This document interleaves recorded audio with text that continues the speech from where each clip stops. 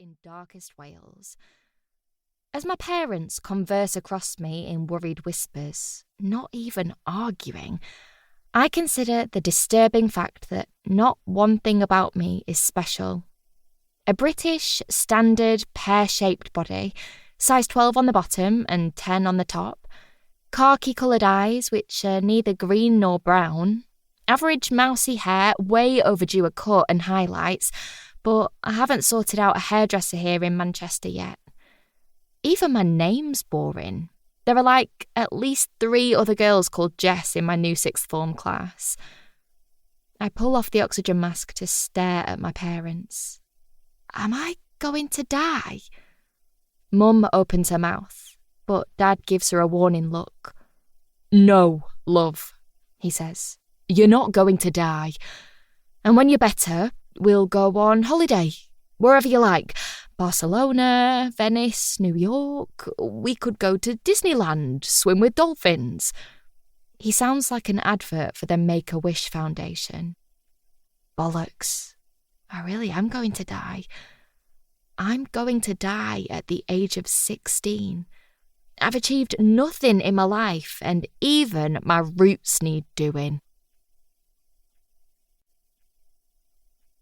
1. There's someone else in the bed with me. I can feel breathing and someone's shoulder digging into my back. Slight problem, I don't have a clue who it is. This isn't even my bed. It smells lemony and the pillow is super hard, which doesn't help my banging headache. But before you put 2 and 2 together and make 27, stop. I didn't get smashed at a party and get with some random guy, or even crash at my best mate's house. My 2 besties are 40 miles away in Sheffield, so no chance of a sleepover right now. I keep my eyes shut and listen to the even breaths behind me. Who the hell is it? The thin mattress dips as whoever it is fidgets, making my bum sink into the middle. I grab onto the edge of the bed, trying not to roll back. Ow. Ow! Something tugs on my arm, and a hot stabbing pain shoots through my ribs. I open my eyes to see Tinkerbell curtains and a Winnie the Pooh mural running around the walls. Not to mention a load of tubes running into my chest and a jumble of wires hooking me up to some sort of monitor. I try to lift my head, but dizziness swoops in like a tidal wave. The curtains blur as Tinkerbell whooshes in and out of focus, scattering fairy dust in her wake. I lower my head back onto the pillow. Now I remember where I am. In hospital, in Manchester, which means I've made it through my heart surgery. Phew. I'm not normally a drama queen. My mother doesn't leave room for anyone else. But it's a massive relief to think I'll actually make it to my 17th birthday. Even if this is a hospital bed, though, it doesn't explain why there's someone else in it. I was feeling pretty rough before the surgery, but I vaguely remember a little girl in the opposite cubicle shouting for the nurse because she'd wet the bed. I seriously hope she hasn't got into mine. Go back to your own bed, I say.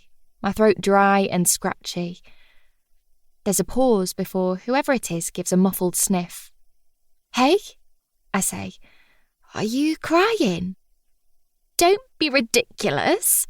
She sounds well posh. Of course I'm not crying. No way. I recognise that voice. She was the one doing the running commentary when I was in intensive care. Lie still, don't panic, go back to sleep. Blah, blah, blah. All the bog-standard phrases I guess student nurses have to learn before they're let loose on the bedpans and the controlled drugs. Why on earth would I be crying? She seems irritated. Maybe she's not a nurse, but a doctor. The junior ones you hear about on telly working a 3 million hour week or something. What's she doing in my bed? Did she come into work seriously knackered, find the nearest unconscious patient and whip the curtains closed so she could have a quick snooze? Ah, were you on call last night? I ask sympathetically. God's sake, stop talking nonsense.